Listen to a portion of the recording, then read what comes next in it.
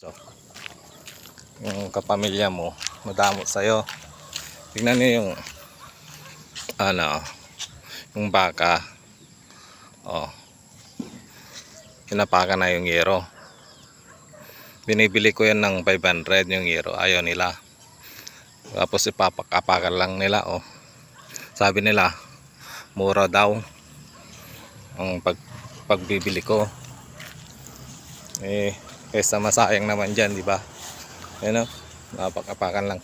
Itong mga baka na to hindi sa amin, pero nung mayroon akong alagang kambing lang na 3 at ayaw nilang mag-alaga ko ng kambing. Ayan, sayang yung yero na yan. Birds, papakan lang ng baka. Yun ang pinapagawa ng kapatid ko. Sobrang niya yung yero na yan.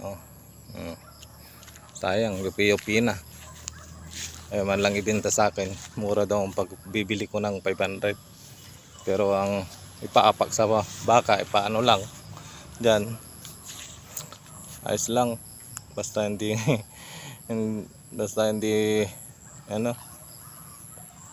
diba parts,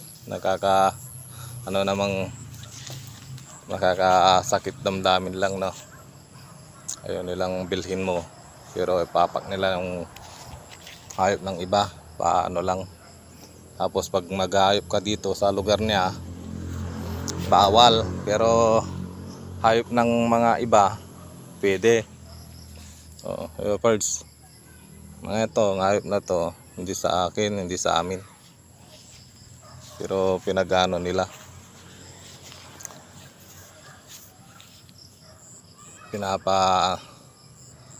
pinapaano dito mga hayop ng iba. Pero pag ikaw maghayop, ayaw nila. Sayang yung meron na tayo parts, bago-bago pa yan.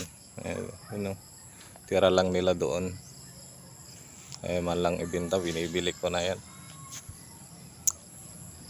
Tapos ganyan lang, papak-kapak lang, yupi-yupi na. Skip 500, hindi ko na bibilhin yan, sayang lang, ibali. Ganyan talaga ang mga mayayaman, ayaw nilang ibenta ang iba. Maski kapatid nila, ayaw nilang ibenta ang tira-tira nila. Di bali nang mabulok, makinabang ang iba. Sa tingin nyo parts, bakit ayaw ibenta sa akin yung yero? Comment lang kayo. Saka bakit ayaw nila akong pag-alagay ng hayop dito, pero yung iba pwede, ba?